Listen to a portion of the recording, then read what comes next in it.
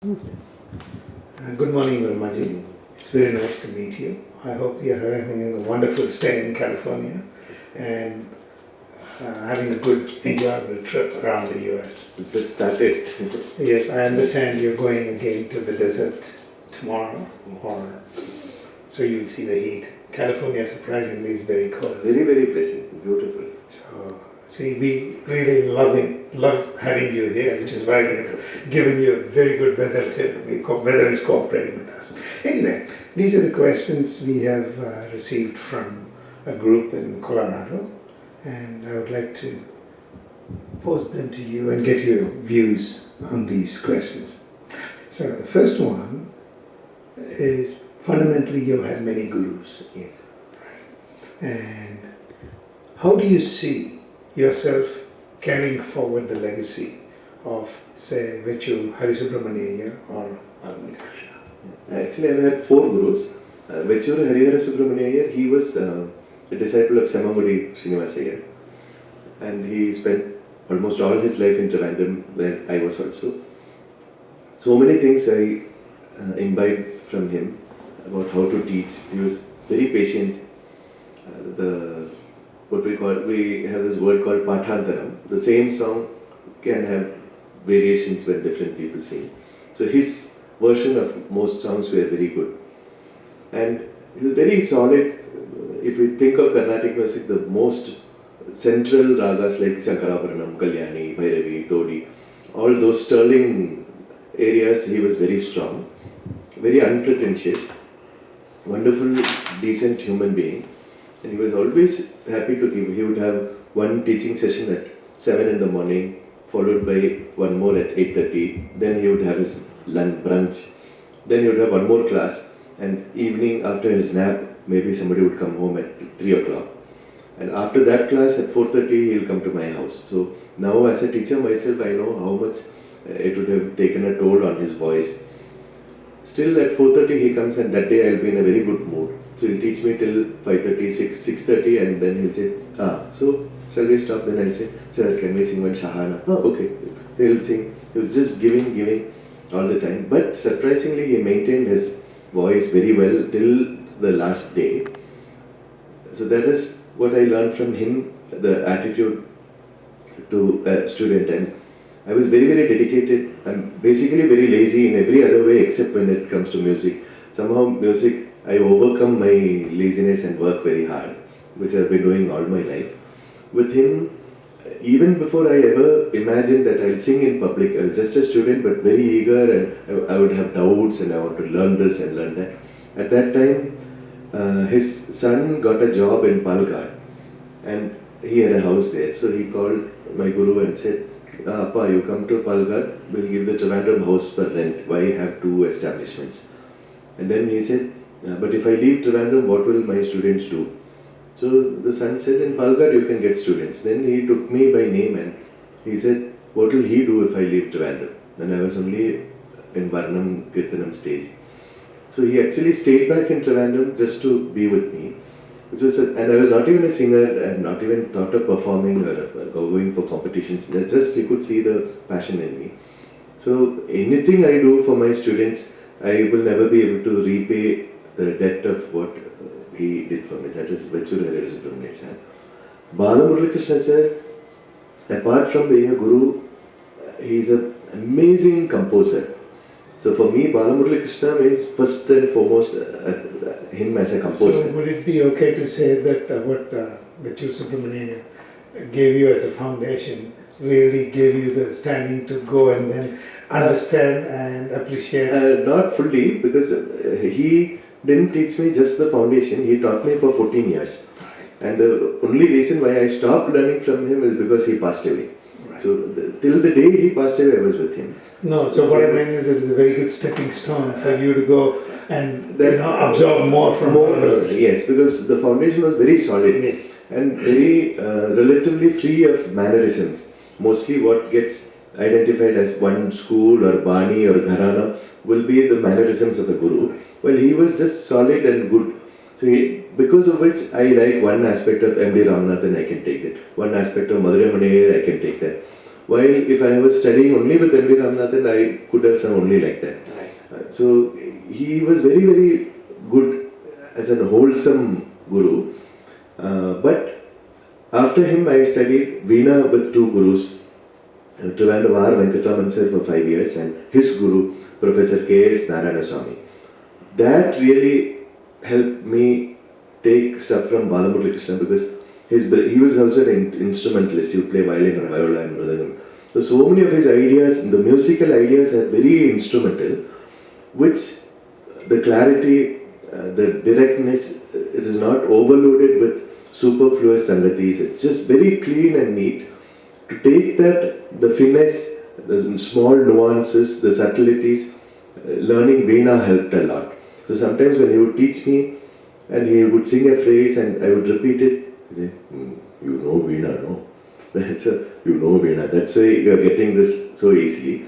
Not my ability, but having learned Veena with K.S.Narayanaswamy and Veena Venkatraman. So that helped me a lot to learn from Balamurali. Balamurali said, even if he never gave a concert in his entire life, even if he did not have a voice also, for me, he is right up there as a creator. Not only of his own compositions, but he has set to tune very beautifully and very aptly the compositions of Bhadrasala Ramadasa, Sadasiva Brahmendra, Purandaradasa, Annamacharya, Kaivara Amara Narayana, some compositions of Maharaja Swadhitrunal, Jayadeva Ashtapatis, around 30-40 other Vagyakaras whose compositions he has set to music.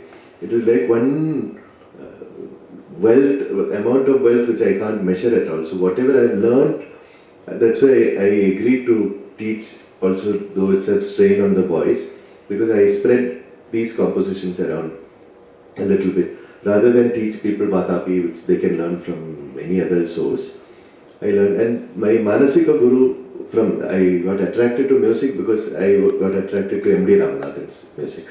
He is also composed quite a few songs, but did not have a living, performing Shishya Parampara.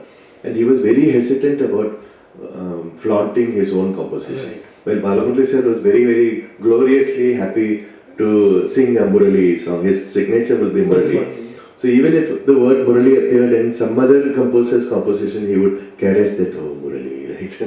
While M.D. Ramanathan, his guru was Tiger Varadacharya, and he was so hesitant to sing his own compositions. Even if he did, when the Mudra Varada Dasa came, he would just slur it like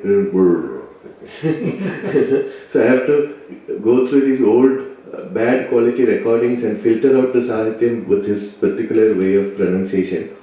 And I managed to learn, and then his son was kind enough to share the photocopy of some of his handwritten notebooks. So there are many compositions which he never sang on stage, which I got from the notebooks. And M.D. Ramanathan's specialty was that apart from knowing the lyrics, he knew the language. He learned, though he was a Malayali, he learned Tamil, Telugu, Sanskrit. So his Telugu songs are written in Telugu script. Sanskrit songs are written in Sanskrit and Tamil are written in Tamil. I have one student called Amrita Venkatesh who can read and write all these languages. So she helps a lot in deciphering his M.B. Ramanathan's handwritten stuff also. So you could say that you, in search of, as you said, various gurus, Balamuralikrishna was your pinnacle in terms of, achieving your goal. So he's given me enough to work on for several lifetimes. Right. So I can understand the passion in your propagating his works. Now I just feel the sand clock, the sand running out. Not enough time. Okay, so now let us switch to a totally different topic. This in Kudramalika, you have these Swati Sangeetotsav, right? So, what is the history and the current state of that Sangeetotsav? The history, the Public Relations Department of Kerala government, some individual there had this brilliant idea, because Kudramalika, the palace is very beautiful, not very nicely maintained, but the ambience there, venue was really, really nice.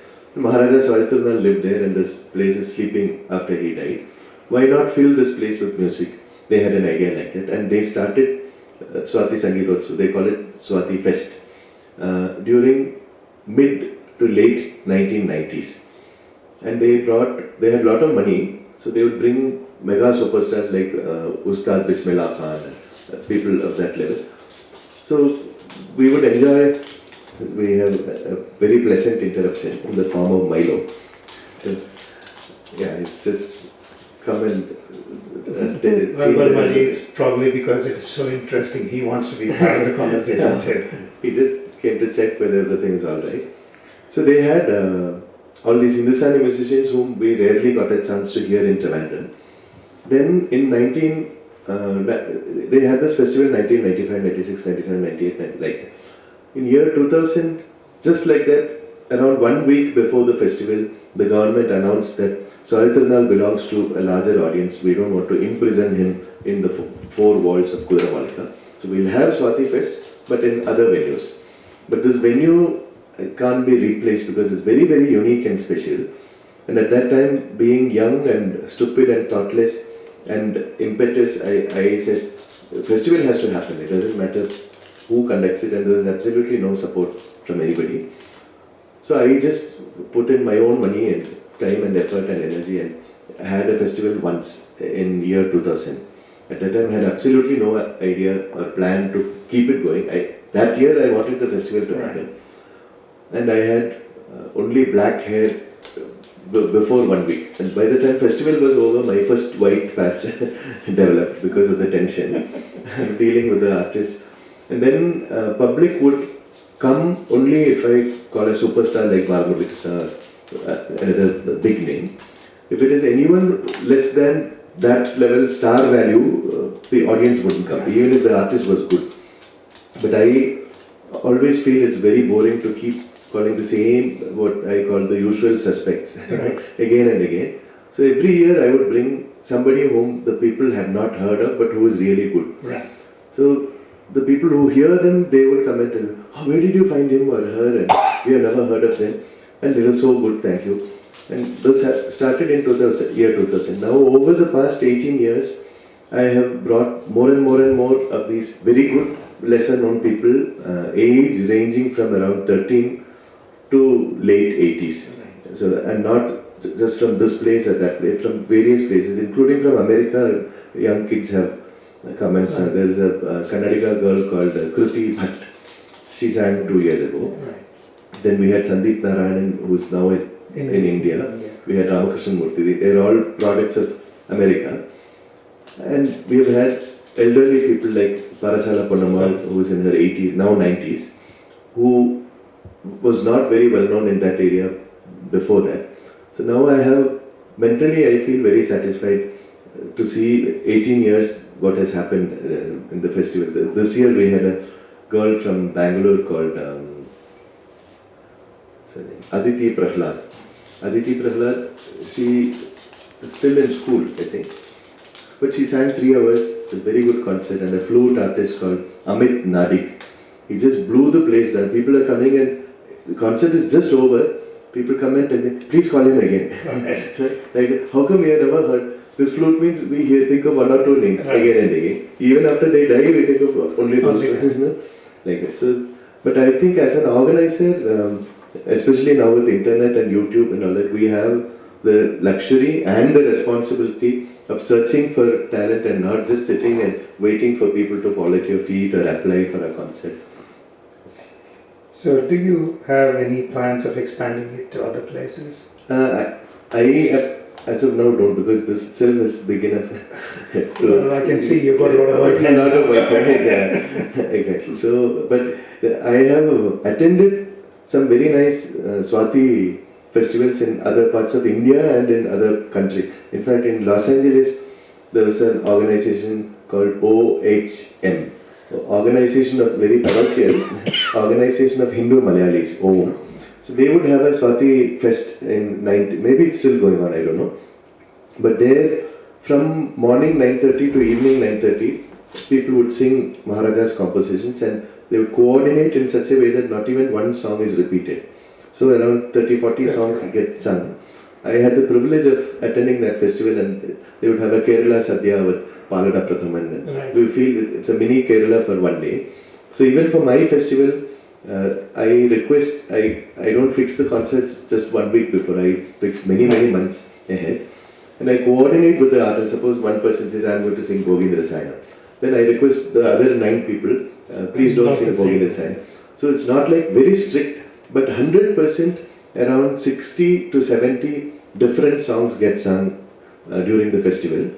And I upload some videos myself on YouTube. And I give the full concert DVD to each of the artists, and they are free to do what they can upload or share or sell.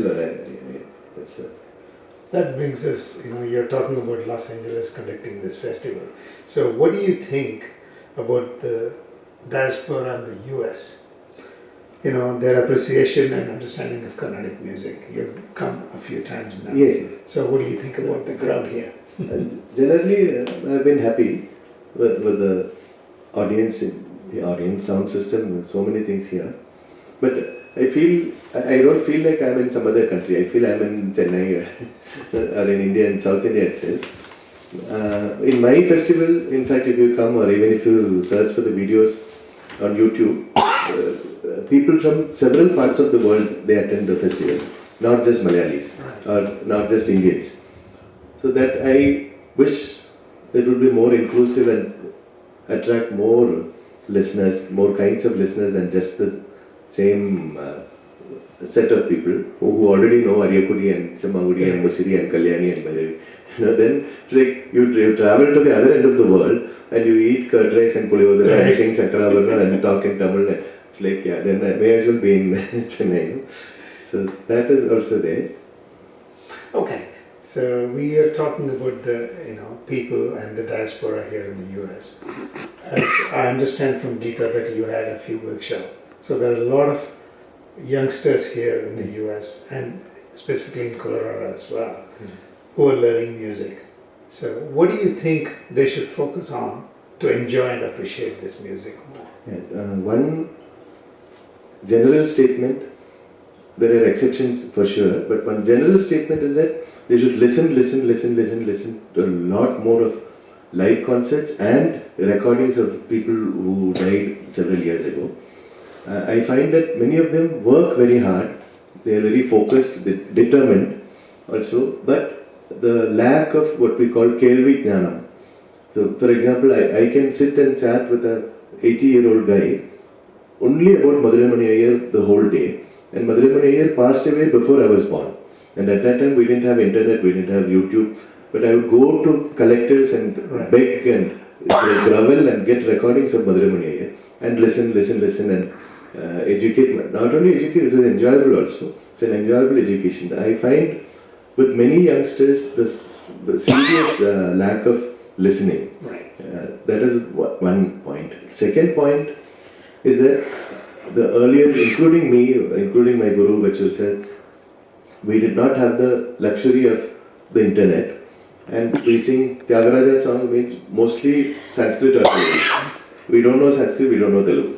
So the lyrics, most of us have absolutely no idea. Not the word by word meaning, even the general gist of the song. While people like M.Balamuralikrishna who never went to school, people like M.Ramanathan who was a Malayali, at that time, 1950s, 60s, they already took the effort to learn the word by word meaning and understand the soul of the composer. Now that has become very easy. So I feel we don't have to cling on to the inadequacies of how Carnatic music used to be 3 decades or 5 decades ago. We have the luxury and the responsibility to learn the word by word meaning of the song, be it in Telugu or Kannada or Tamil or Sanskrit or any language. And then it will really change things a lot in the way when Tyagaraja is crying to Rama, saying, I've been praying to you, you are not coming to me. When we know that meaning, we won't belt it out in an aggressive way, just to get applause. He did not even compose it to be sung on stage or to make money or get applause. And we connect to that spirit of the composer. That's why when M.D. Ramanathan sang, many times you feel one man is sitting in a puja room and just communicating with God. So he is becoming one with that. Tyagaraja's spirit is flowing through him, or even on stage. It's like we are privileged to watch some private ritual. Okay. So Hindustani music has really made its inroads into the Western sphere, right? This is due to the efforts of people like Ravi Shankar and Zakir Hussain. So what do you think we can do to reduce the barrier of entry for Carnatic music into the Western world? Yeah, one main way these people did and still happening is crossover or collaboration or fusion or whatever you call it, where artists of one system share the stage or share the recording studio with other people of other genres. That is happening more and more now, but it won't be like a appreciation of Carnatic music. It's like people meet halfway through and do something. I personally would rather listen to a Hindustani concert for 1 hour and Carnatic concert for 1 hour than both together for 2 hours. Right. That is just I like both. Another reason is there is this statement, common sense. The phrase common sense actually is not common at all. Mostly people lack common sense. It's not common. Like that, the most fundamental things of any music system, one is to be in Shruti. So the pitch should be correct, whether tambura and our voice should blend. In Carnatic music, this has been ignored a lot by a very large chunk of the population, whether they are old or medium age or even young people. So to be in Shruti is one thing. To develop a pleasant voice, if there are recordings of mine on YouTube, you can hear me in 1990s and 2005 and now. It is not like the voice I have now is how I always sang. It is very, very bad. Even now, I'm still working on it. I don't feel like I have the voice I want. I have a voice in my head, which I hope I will attain sometime during this lifetime. So that is your ideal voice. It's just not, maybe around 13 to 15% of that I get now. So then the first thing which hits us when we hear a music is the voice. He'll be saying, like that. It sounds, for me, I'm a Carnatic musician, but it sounds unpleasant. Right. That kind of harsh. And gamakams are oscillating the notes. It is easiest to appreciate a plain note. That's why even in Hindi film songs we have a person like Kishore Kumar, right, who would just hit a plain note so brightly and hey hey, so hey hey ho ho. It was just that, there's no variation at all. So that is the simplest level, but even to sing that, voice needs to be still. We can't sing. See, so you bring a very interesting point, because I have a friend who is very proficient in the Western classical music and violin. So I took him to a Carnatic music. Yes. And the one thing he did say was he's unable to listen because there are so many discordant notes. Yeah, exactly. See, because in Western music, they worry too much about the chords. Yes. And, for example, his main complaint was with the drone doing sa pa sa, and somebody singing a note which is not chorded with the sa, it's not the fourth or the fifth. He says, I can't listen, it is too harsh for my ear. Yeah. So I think what you said makes a lot of sense, in the sense of singing in Shruti, to establish the foundation. And gamakams also to be aware, and see there are programs on National Geographic where predator versus prey. So the predator will catch the prey and wants to kill it, wants to shake the life out of it. So just like that, even if it's a cat shaking a rat, they shake the life out of the gamakams so violently. That is very wrong. I mean, there are correct gamakams which can be very beautiful and aesthetic, but just to shake something, the harder you shake, the more you shake, the more classical it becomes. There's a misconception like that. So you think that exists now? A lot. For me also, when I studied the Veena, that refined stuff a lot, because Veena you can really, I'll give you an example, Todi, which is one of the crowning pinnacles of Carnatic ragas. So Todi has Re, small re, Ga. It does not have Sa, Re is not there, big Re is not there. But so many people, they will even start Todi Alapana on the big Re. La, na, so Re, Ga, Re, like Punagavarali. But if we learn Veena, and we see Om Zari Ga Ma Pa Na Na Na Na Na Na. Todi at least Ga, we have to shake, but saying Ga, we don't have to do Ga. I did the same note only, but crudely, with the mouths played, this kind of flavor. Suppose I speak to you in Tamil, va.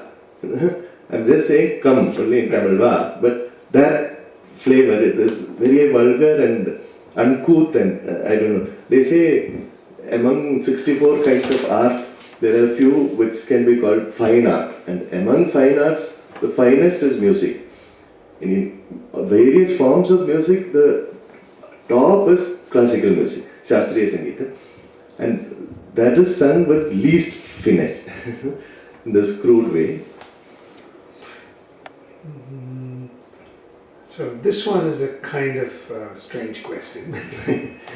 Some of the Carnatic musicians are now influencing society in newer ways. What do you think about social activism of musicians? Cultural inclusion, gender equality, social justice, etc. etc. Firstly, it's a free world, we can each do what we like. Secondly, in my family itself, we have had very conservative people and very forward-thinking and open-minded visionaries. For example, my great-grandmother, who was called Amma Maharani Setu Parvati, she was a very, very, very forward-thinking and open-minded person. Like most normal people, she had her good side and bad side. The good side was very, very, very good. So she liked Shyamangadi's music a lot. But she would call GNB, Mushiri, Alaturu Pradesh, Maharajalu Vishwanath, M.D. Ramanathan, Palkat C.S. Krishna, M.K. M.K. Veena, K.S.Narayanaswamy. It's not like I like Shyamangadi, so every other style is bad. She recognized the good in so many other, completely different kinds of singing. But when the society was very Brahmin dominated, for example, in a temple you have to take off your shirt. That is one reason is to see whether you have the sacred thread. I see. So, I didn't know that. That is one interpretation. So at that time, among the sun and moon of Mridangam playing at that time were Palgat Mani and Payani Subramanya Pillai. Right. Payani Subramanya Pillai was not an Iyer and he was not a Brahmin. And it is popularly accepted that these two were the two big, like Federer and Nadal, whatever. So, but Amma Maharani was the only person who gave the single award he got to Payani Subramanya Pillai. He played in Navratri Mandapam till he died. Then we had a very brilliant Dalit musician from Kerala in the 20th century, end of the 20th century. And when she heard him, she said, he's very good, so we'll call him. And this is during my life, I have seen that happen. And when he sang, there was the singer, the violin and mridangam. The audience did not exist, nobody came. Then she called Shyamangadi and said, this boy sang, he sang very well, I'm going to call him next year again. You better see to it that your disciples come and you also come. So when he sang next year, the Mandapam was overflowing. He had the maximum audience. So she has been doing stuff like that herself. I started questioning the Navratri Mandapam, which is Navratri festival is for a Devi goddess who is a female, and females were not allowed in this Mandapam, even as listeners. So they couldn't even see the face of the singer because they had to sit in a hall outside and just listen. So when I was 16 years old, I started questioning how come women are not. There was no answer for that. And every year during Navratri festival, on one day they have a dance performance at night after the puja is over at 10 o'clock. Right. Many great people from Balasaraswati Ramana, they've all danced there. And for the dance, it's a female. And female singers sing for that also. So that is happening, but concert, only men. So I had to question this and question this and question this for 22 years. It was not easy. And finally I got women to sing with us and perform and enter as listeners also. But I feel it had to happen at that time. And see, we have the Wright brothers who are credited with the first flying plane. But actually, so many people before them, they have even died Yes. attempting to fly. And the final result happened with these people who succeeded. Same with our freedom fight. So many people have been killed by the British fighting for freedom. But finally, when it happened, the people who are there, they get the credit. Yes. So like that. So I was very of course in this particular case, there was no one else fighting for allowing women. I was the only one who did that. Still, I feel that time came and it happened, and I feel privileged to have done that. So, but when I look at society in general now, especially with social media and the other media, the imagination of people is caught more by the talkers than the doers. Right. So suppose I did this and it ended, that's all. Only after that YouTube came and internet came and people even started talking about it. But suppose I give interviews and I say, the Navaratri Mandapam, women are not allowed. I am fighting for that. I will see to it that it happens. And then people say, oh, see, he's a social reformer. We should join his cause, fight for the cause or whatever. So there are people who watch TV serial like Ramayana on TV and they will do Arati before this guy. Right. That's also there. So people are welcome to. So I'll have a corollary question for them. Do you think you should be actually doing more of this talking to encourage more people to do what you have said as a pioneer? I would like to call you as a pioneer who's I have some friends who open doors. I have some friends who know me and who know what I have been doing even before YouTube came in. They keep telling me that you shouldn't sit so quietly when others are thundering away and promoting themselves. My question was more, don't you think it will be more effective? You having actually achieved it. Yeah, that is there, but we get caught into, it's like a person who says, I'll just have one drink, then it becomes two drinks, then finally they become alcoholic madri. I am very happy to let the events speak for themselves. The moment I position myself as a champion for a cause or something, that's why even the festival, when you asked about the Swat Tirunal festival in other places, I'd be most happy if there's a Swat Tirunal festival in Africa or any place in the world. But then I always want the focus to be on Swat Tirunal and not. I conduct a Swat Tirunal festival. There are people who have a music school. They'll start a branch here and one branch in America, one in Australia, one in London, one in Europe. There's only one guy. It's in his name festival. And then their disciples will teach, their disciples will teach, and the product delivered will get diluted a lot. So this is very focused and it's very clear. Even Navaratri, the dates will change every year, as you know, Diwali. Right. So, but this is January 4 to 13. So anyone who knows about the festival, they know this January 4 to 13 is there. So it's very clear, and what I want also from the artists, people who know me, even the artists who know me, they know this guy wants some rare compositions. And not only to sing there, they like Sanjay Subramaniam, he was been singing in my festival for several years. He sings these compositions in his other concerts in Madras and in America and in Hyderabad. So I would like the people whom I call my artists, who come again and again, to be ambassadors for Maharaja's compositions in other parts of the world also. But because what you said now, some of my friends have been going on telling me this for a long time, that I should talk more and be seen more and be heard more and whatever. But I don't want to fall into the trap of, there are some orators, they speak very well, but they completely forget to listen. If you see the footage of them on stage, there are 5 people, one guy gives this beautiful speech, then he comes and sits down. Then the second guy is speaking, he'll be fiddling with his mobile phone or something. So I don't want to reach that stage. Okay, so do you feel then, you mentioned to me about your passion for propagating Varmaji-Krishna's work and Maharaja Swadhitirunal's work, that this might actually become a distraction from the main purpose of propagation? Also, yes. So would it be fair to say that that's what you feel? Also, it's not like one black and white opinion. No, but so many you still want to focus on propagating which will also help if I do big festivals like that.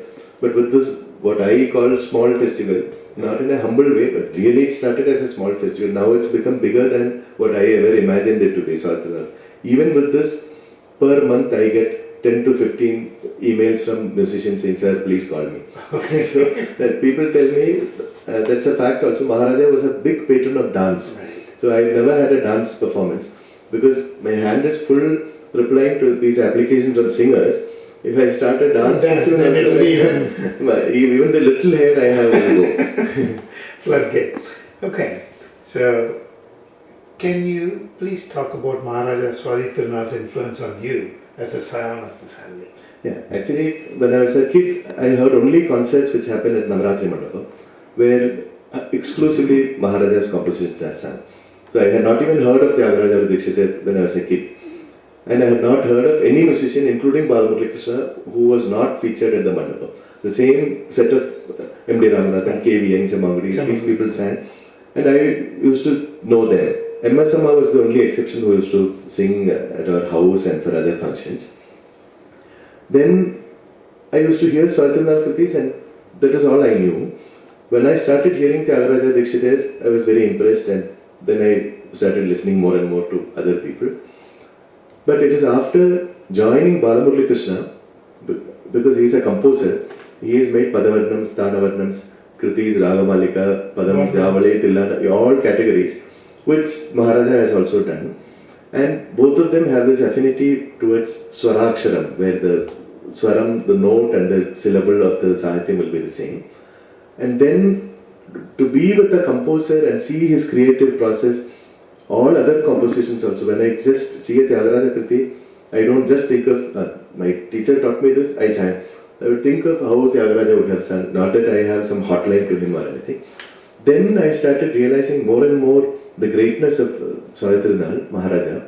He lived only to be around 35, a very young person, and he was stuck in Trivandrum being a king. And he was an unfortunate king who was during the British rule, so he couldn't even do half the things he wanted to do. Sitting in that condition, the amount of work he did, one, and the openness he had in his thirst for Hindustani music. Dikshit physically went to Varanasi, places like that, and taught himself in Hindustani music and created Carnatic songs in the Hindustani ragas like Dvijavanti, he called it Jujavanti. Yeah, Jai Javanti. While Maharaja actually taught himself original Hindustani music and came up with around 30-40 Hindustani compositions. And now in 21st century, even now there are so many Hindustani musicians who speak derisively about Carnatic. The South Indian, it's all bad. And Carnatic musicians who say, Hindustani is bad. But Purandardasa or Dikshit or Swati realized the greatness of both so many centuries ago. So for me, I feel so, rather than feel arrogant that, Swati was my uncle, I feel privileged to be born in a family which gave the world people like Maharaja or Raja Rama Varma. So that is it. So your approach to music and teaching is very different, refreshingly different. How do you envision your legacy influencing other Carnatic musicians? Legacy is a big word. So, more in terms of your teaching, yeah. And influencing other musicians to follow a similar approach. Yeah, I listen to a lot of other kinds of music also. So one of the biggest loves in my life is Western classical music. So in Western classical music, we just talk about the great conductors. They say Herbert von Karajan or Leonard Bernstein, some of these people again and again. But there is a Romanian conductor called Sergiu Celibidache, who passed away in the end of the last century. I was fortunate enough to discover him during my time in Europe. And there are several interviews which he gave just before he died. He would offer training for conductorship to his apprentices free of cost. They could stay in his, like Gurukulam, exactly like Gurukulam. And he gave lectures, and his performances were nice and different. But suppose he had a concert on October 1st, whole of August, September, 2 months would be rehearsal. And rehearsals would be open to public free of cost. So that he wanted people to see each note, the inner X-ray of the composition. I'm totally fascinated by him even now, and I go to whatever is available of his, I watch. And then at the end of his life, he gave an interview which I saw, where the interviewer asked him, He was in his 80s at that time. You have spent all these years teaching and lecturing and educating and inspiring the next generation. After your time, do you think this has taken root, or how much of it has taken root? And I'll never forget, he speaks in French, but he says, the entire world goes against every single thing I have believed in with the greatest of passion, he says. So, but I wish I could have met him to say, no, you have influenced me, I am down in Trivandrum. So, the reality is that I don't feel it has inspired or will inspire practicing musicians. There's a whole bunch of rasikas who are neither music students, nor music teachers, nor music performers, nor organizers, nor critics, but music lovers. Among music lovers, already I keep getting a lot of feedback about how they like what I do. If music students or teachers get inspired, I'd be happy. But I have no lofty illusions of posterity, or just have some nice food, sing well and die. So that's... I wish we could all do that. Anyway, this is a very nice listening to your views on various questions and topics. It is a very pleasant chat. Thank you. It's very nice meeting you also.